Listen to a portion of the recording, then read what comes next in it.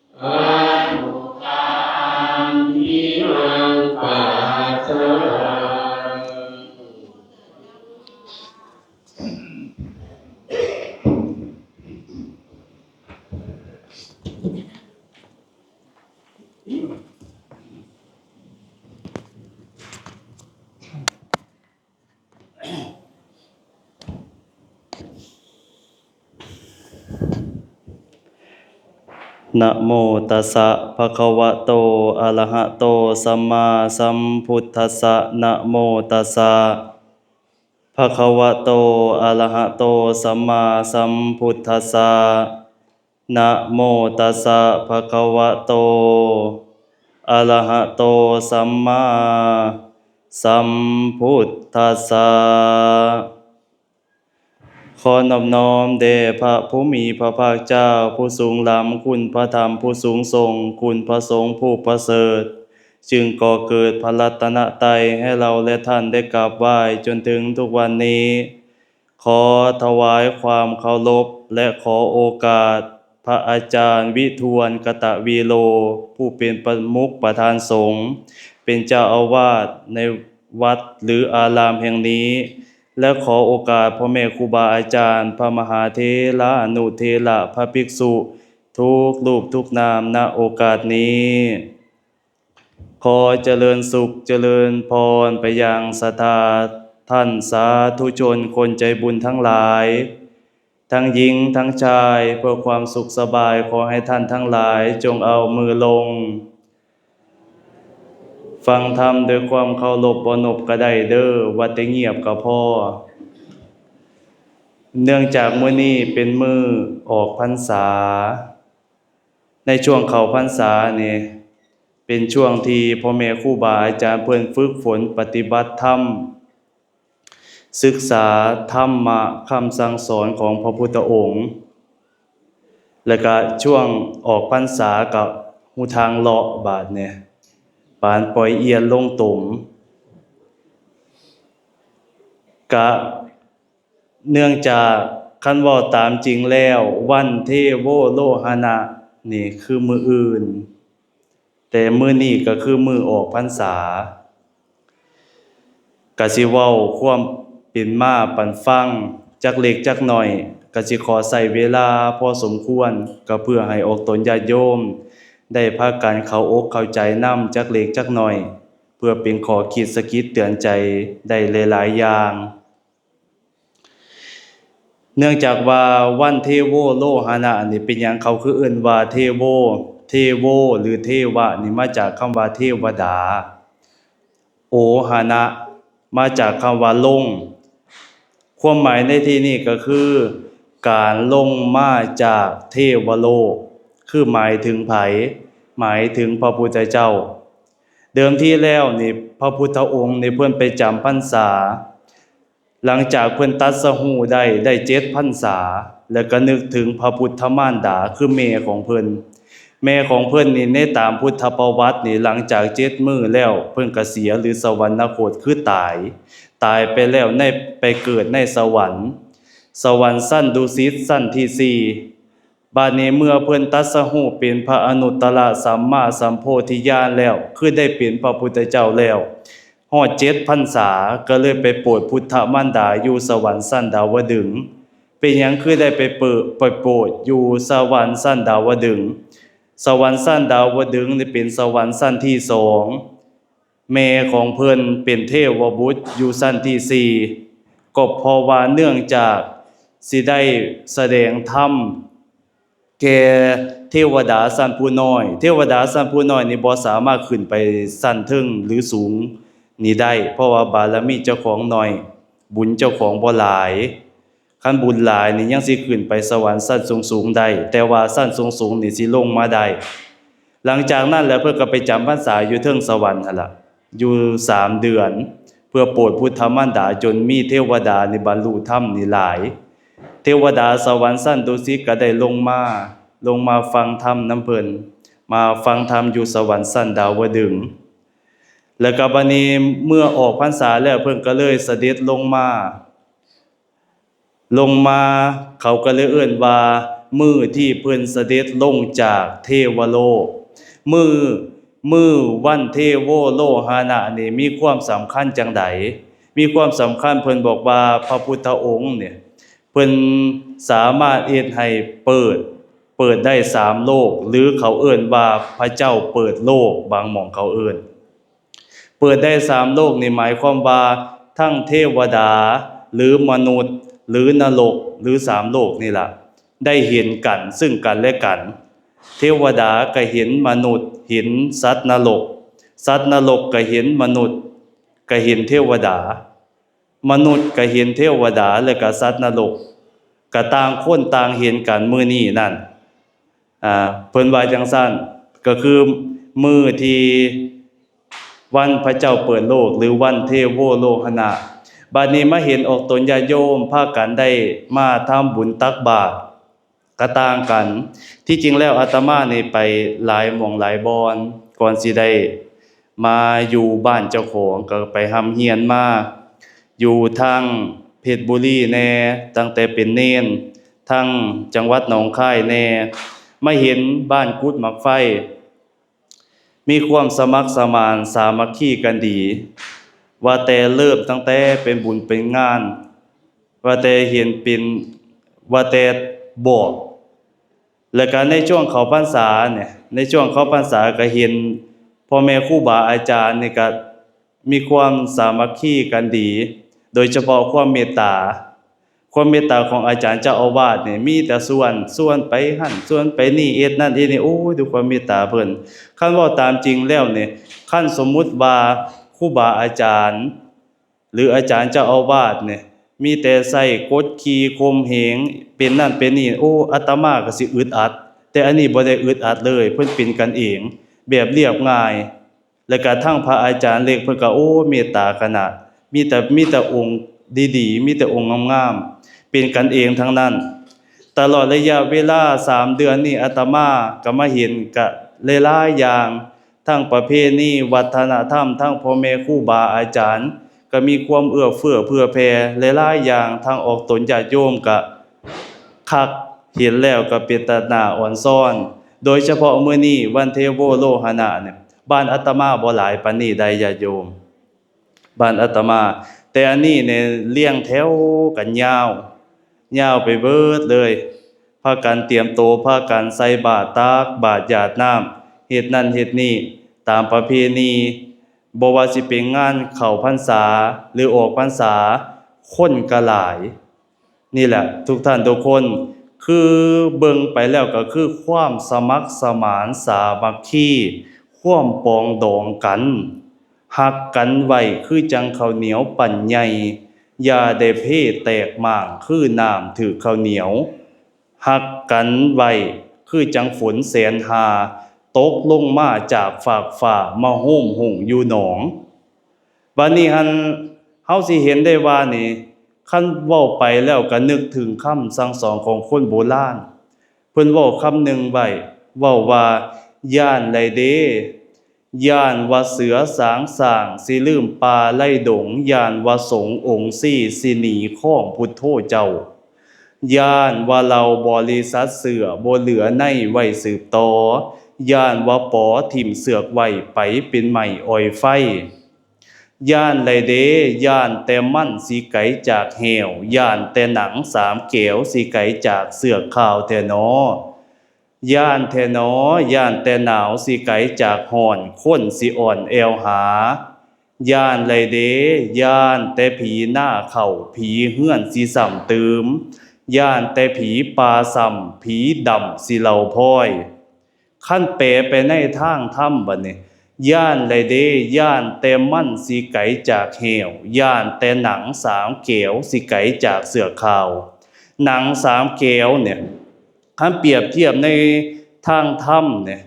เพื่อนเปรียบเหมือนบอกว่าในหนังสามเกวคู่มือนี่มีแต่หนังสามเกวมีแต่พุทธบริษัททั้งสามภิกษุอุบาสกอุบาสิกาภิกษุณีบ่มีแล้วย่านแต่หนังสามแก้วสิไกจากเสือขาวย่านแทนอย่านแต่หนาวสิไกจากห้อนคนสิอ่อนเอวหาเมื่อบ่มีความสมัครสมานสามัคคีกันแล้วเมื่อบ่มีความปองดองกันแล้วก็สิอยู่ยากลำบากคนก็สิพากันห้องหาในธรรมะคำสั่งสอนของพระพุทธองค์ย่านแต่หนาวสิไกจากห้อนคนสิอ่อนแอวหาย่านไรเดย่านแต่ผีหน้าเข่าผีเฮือนสิสัมตืมโดยเฉพาะคู่มือนี่เฮาสิเห็นสังคมในปัจจุบันโดยเฉพาะเรื่องกระแสของพระหลายขนาดนำ Facebook เนี่ยนำ Facebook นำข่าวเหตุการณ์บ้านเมืองพระเป็นจังสั่นพระเป็นจังสี่มีแต่สารพัดบาดนี้หันทั้งไพ่นอกศาสนาคือเปรียบเหมือนกับผีหน้าย่านแต่ผีหน้าเข่าผีเฮือนสิซ้ำตืมเมื่อผีหน้าเข้ามาแล้วผีเฮือนพันแห้งสิมาซ้ำตืมกันอีกคนในศาสนาเฮาเนี่ยก็สิมีความบ่สมัครสมานสามัคคีกันก็มีแต่เถียงกันเอ็ดให้ผิดพลาดห้ายกันบ่สามัคคีบ่ปองดองกันจังซี่ก็สิอยู่ยากย่านแต่ผีปาซ้ำผีดำสิเหล่าพ้อยผีดำเนี่ยขั้นตามโบราณเพิ่นบอกว่าเป็นผีที่ใหญ่เป็นผีที่ใหญ่หมายถึงว่าขั้นในตามหนังสือใบลานเนี่ยผีไก่ผีกาผีมักจอกผีมักแจงมีเบิดรวมทั้งเบิดแล้วมาเป็นผีดำผีดำนี่คือเป็นผีที่ใหญ่จังใดบ่คัดเปรียบเทียบในสมัยก่อนนี่หั่นว่าแต่ผ่านไปหมู่บ้านใดหมู่เฮ็ดเป็ดไก่นี่ตายล่มกันตายละนี่ละนาดคันผีดำกลายไปคัดเปรียบเทียบในปัจจุบันนี้บาดนี้หมายถึงผู้มีอำนาจนี่มากดขี่ข่มเหงพระสงฆ์องค์ข้าเจ้าธรรมวินัยของพระพุทธเจ้าก็ดีอยู่แล้วเพิ่นก็บัญญัติไว้ดีอยู่แล้วแต่เอากฎหมายมาข่มเหงของเพิ่นห้ามเอ็ดจังซั่นเด้อห้ามเอ็ดจังซี่เด้อหรือเอากฎหมายนิติตุลาการคันเป็นจังซั่นก็สามารถติดคุกเป็นนั่นเป็นนี่ก็เอ็ดให้พระศึกตะพึดตะพือคู่มือนี่ก็หลายเหตุการณ์ข่าวสารบ้านเมืองนี่ก็เลยย้อนไปนึกถึงคำสั่งสอนของคนโบราณแต่ว่าคันเฮามีความสมัครสมานสามัคคีกันแล้วเนี่ยยากบ่ว่าสิ่งใดก็อย่าบ่ว่าสิเป็นผีหน้าหรือบ่ว่าสิเป็นผีดำเนี่ยก็สามารถเฮ็ดบ่ได้นึกถึงนิทานของกอไผ่เพิ่นคุยกันกอไผ่3กอเพิ่นคุยกันในบรรดาความย้านเนี่ยย้านอีหยังว่าซั่นกอหนึ่งเพิ่นก็เลยเว้าว่าห้วยคันย้านเนี่ยข้อยย้านค้นหาของป่าเป็นหยังคือย้านหาของป่าเพราะว่าค้นหาของป่าแต่ละเทื่อนี่เฮามาเห็นนอเห็นแหนงเฮานี่เขาหักไปเบิดโลดเฮาก็ชิบหายไว้วอดเท่านั้นแล้วว่าซั่นเฮาก็ตายเท่านั้นแล้วว่าซั่นกอที่2เพิ่นก็เลยเว้าขึ้นบ่แม่นบ่ย้านดอกของป่าเป็นหยังคือว่าบ่ย้านคันมันเอาไปก็เอาไปได้อยู่แต่ว่าเอาไปได้บ่หลายซ้ำพอสิกินควรสิที่สิย้านคนซื้อเป็นหยังคือสิย้านคนซื้อก็ย้อนมีซุ่มซื้อหลายๆนี่ล่ะเขาก็เลยมาหาเฮาก็สิบหายวายวอดเท่านั้นแล้วว่าซั่นเฮาก็สิสิบหายเท่านั้นแหละเฮาก็สิตายกันเบิดแหละย้อนคนซื้อทั้งหลายนี่แล้วว่าซั่นกอที่3เพิ่นก็เลยเว้าขึ้นบ่แม่นดอกว่าซั่นคันเขามาเอาก็มาเอานี่ได้อยู่แต่ว่าหักบ่หลายซ้ำสิมาซื้อนี่สิซื้อซ้ำใดควรที่สิย้านคนถืออาวุธมาถือหยังมาถือเสียมถือจอบถือมีดถือผ้าเขาเห็นนอเห็นแดงกระซับเห็นเป็นกอไผ่กระซับลงมาโค่นลงมา เห็นเป็นนอพุดขึ้นมาจากดินก็เอาเป็นเสียมนี่เสียบเข้าทางเข้าถอนฮอดรากฮอดโคนก็ได้ว่าซั่นกอไผ่เฒ่าเพิ่นก็เลยว่าโอ้ยลูกหลานเอ้ยว่าซั่นอย่าไปย้านค้นหาของป่าก็อย่าไปย้านคนซื่อก็อย่าไปย้านคนถือศาสตราอาวุธก็อย่าไปย้านควรที่สิย้านคนกันเองนี่แล้วว่าซั่นย้านจังได๋ย้านคนกันเองย้านที่เฮาไปเป็นด้ามเสียมด้ามผ้าให้เขานี่แล้วว่าซั่นก็ย้อนซุ่มไม้ไผ่นำกันนี่ไปเป็นด้ามเสียมให้เขาไปเป็นด้ามผ้าให้เขาเมื่อมันเป็นด้ามเสียมด้ามผ้าแล้วมันออกนอมาจะไสคันเขามีด้ามมากก็เสียบลงไปขุดลงไปงัดขึ้นมาตายทั้งนั้นคันนอเกิดกลางกอก็เอาซุ่มเดียวกันนี่แหละเป็นไม้ขอเกาะพาเข้ากลางกอแล้วก็ดึงมาก็มีแต่ซุ่มเดียวกันนี่แล้วว่าซะควรที่สิย้านบัดนี้เฮามาสรุปออกตนญาติโยมทั้งหลายเฮามาสรุปทั้งมวลว่าโอ้ไพ่ของศาสนาเนี่ยสิเสื่อมได้ทั้งหมดทั้งมวลเนี่ยไพ่ลำดับอันอื่นก็บ่ปานใดแต่สู่ไพ่ในตัวเจ้าของบ่ได้เป็นหยังย้อนแตกความสมัครสมานสามัคคีกันย้อนบ่เห็นอกเห็นใจซึ่งกันและกันศาสนาก็สิอยู่บ่ได้คุมื้อนี้ศาสนาก็อยู่ได้แค่ก้อน3เสาภิกษุอุบาสกอุบาสิกาภิกษุณีบ่มีแล้วคันขาดองค์ใดองค์หนึ่งก็เบิดไปก็เหลือแค่2เหลือแค่1ไปจังซั่นแต่ที่นี่บัดนี้ศาสนาสิอยู่ได้ย้อนพุทธบริษัททั้ง4คู่มื้อนี้มีแค่3คู่มื้อนี่หั่นออกตนญาติโยมดังนั้นแล้วมาเห็นออกตนญาติโยมไทบ้านไทเมืองพร้อมทั้งพ่อแม่ครูบาอาจารย์นี่มีความสมัครสมานสามัคคีแล้วเห็นนี่เป็นตาหน้าอ่อนซ่อนเป็นตาหน้ายกย่องเพิ่นก็เลยบอกว่ามือ5นิ้วนี่ยาวสั้นบ่เท่ากันคือจังไม้ใหญ่น้อยเนรดานเป็นฐานร่วมกันเป็นดงฝูงหมู่ขยุ่งย่างเสือมีทั้งเครือเขาเกี่ยวบะเหลียวลงทั้งหลุมเห็นแต่ซุ่มหมู่น้อยห้างพืชจอจีให้ไม่มูนีถึงสิห่างไกลกันแต่ว่าความสัมพันธ์หากมีน้ำกันใดยุ่งย่างใหม่ใบหนาใดเป็นโหมใดปกคุ้มหมู่น้อยห้างพืชได้ซุ่มเย็นพวกหมู่น้อยก็คือดังเดียวกันได้ร่วมกันปกคุ้มให้ซุ่มเย็นแก่เงาให้แก่ลูกโขเถ่ามหันโตตนใหญ่มีชีวิตอยู่ใดสบายบางดังกันพวกสังคมหมู่เฮานั่นก็คือดังเดียวกันแม่นสิรวยหรือจนก็เพิ่งพากันใดคือจังสาขาใหม่ในไพ่เป็นตัวอย่างอาศัยธรรมของพระเจ้าสมานเข้าวางกลาง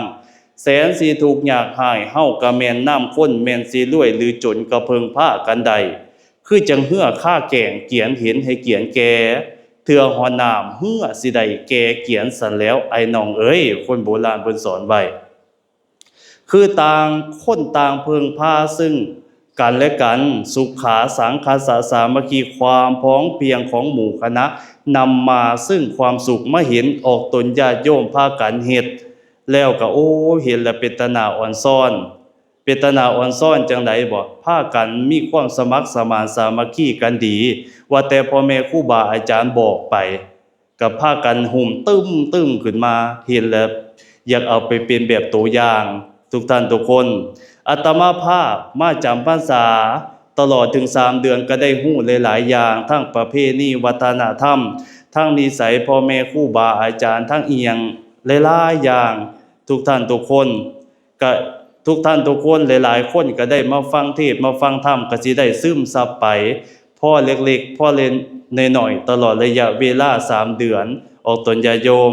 บัดนี้อาตมาภาพก็อยากอยู่ต่อไปอยู่เป็นหยังบ่งานกฐินผัดมันส้นกันวัดอาตมาวันที่11วันที่10มื้อโฮมวันที่11นี่มื้อทอดถามโยมย้ายเพิ่นอยู่เมื่อคืนนี่บอกว่างานกฐินมื้อใดเพิ่นบอกว่าวันที่12มื้อทอดแสดงว่ามาได้อยู่ซั่นดอกคันเป็นมื้อตรงกันแล้ววันที่11นี่ย่านมาบ่ได้อาตมาก็ได้ต้องได้เฝ้าไปเพ ราะว่ายังบ่ฟ้าวไปจัดแจงเรื่องนั้นเรื่องนี้อีหยังหลายๆอย่างเพราะว่าทางวัดก็สิมีกฐินนี่เพิ่นสิพากันมาสร้างหอระฆังบ่ทันมีทุกท่านทุกคนก็เลยบอกออกตนญาติโยมใครอยากมาร่วมบุญก็มาร่วมบุญนำกันได้เด้อทุกท่านทุกคนก็คันมีเวลาหรือโอกาสเทื่อใหม่ก็สิได้มาเยี่ยมยามถามข่าวคันมีบุญญาวาสนาคันสิได้พบพ่อก็สิได้เห็นกันอยู่ดอกติเนาะเคยเฮ็ดบุญมาร่วมกันเนาะออกตนญาติโยมทั้งหลายก็ถือว่าก็สิพอสมควรแก่เวลามื้ออื่นอาตมาภาพก็สิได้เดินทางเมื่อเป็นหยังคือฟ้าวเมื่อคือจังเว้าปันฟังหั่นล่ะเพราะว่ามีการมีงานก็เลยต้องฟ้าวไปทุกท่านทุกคนคันบ่มีการบ่มีงานก็สิอยู่จนแล้วกฐินพุ่นล่ะยังสิเมื่อตามภาระหน้าที่เนาะเอาอาตมาภาพขอยุติลงไว้เด้อแนวใดๆที่ได้ว่าสิขอลาพี่น้องคืนห้องถิ่นที่หมายหลานบรรยายไปแล้วแนวใดๆบ่ถูกปองบ่แม่นข้องธรรมเจ้าขอให้ได้สั่งสอนข้าแม่ก่อนกล่าวแก่ยังบ่คองข้องธรรมคันบ่ไปนำทางให้ซอยทางดลข้าแม่นหลานหลงมนต์หลงหนาเข้าป่าหรือหลงเข้าถ้ำแถวทางวางผู้ก็ดีขอให้กูหน้าอื่นเตือนเอาไว้แน่ข้าแม่นผิดก็ให้ซอยแก่ผิดนี่ก็ให้ซอยเถียงอวสานสุดเสียงพระธรรมศิลาจากแล้วเด้อฝากคติบอนถ่ายไปนี่กะละพรลาแล้วเด้อลาทั้งธรรมมาแก้วบอนได้นั่งเทศนาลาทั้งเทียนมาลากันหาบักเบียงพร้อมลาทั้งหอมดอกสอยกระดังง่าอ้อยอินลาทั้งบอนที่นี่ดีแท้สู่สุคน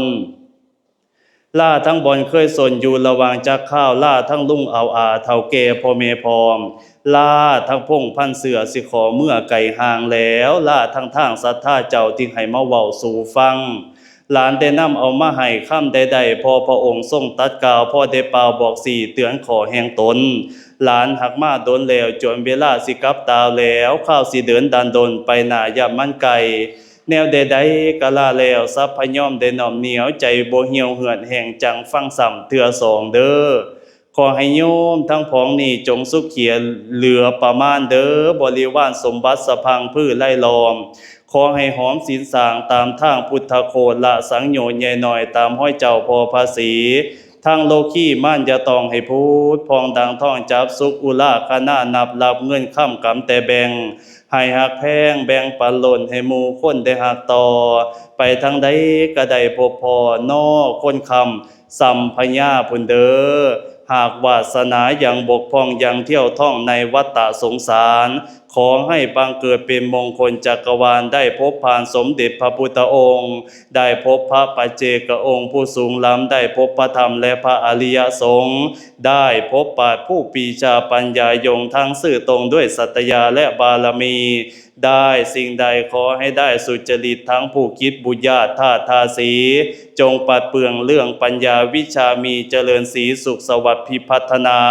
ขอให้ผลศีลทานตามปกปักขอให้เป็นที่รักมนุษาขอให้เงินไหลนองทองไหลมาสมดังพรที่อาตมาว่ามาจงสำเร็จโดยทั่วกันทุกท่านทุกคนเทอญ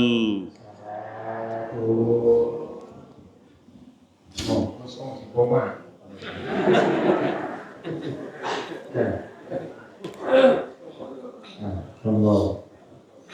เราทำมากก็ที่สองหรือมากว่าเพื่อเป็นเจ้าวาดที่แย่เป็นเจ้าวาดนักหน้าแสดงว่าเป็นหน้าบุญเป็นยิ่งขององค์ปู่ของเขาเป็นเลย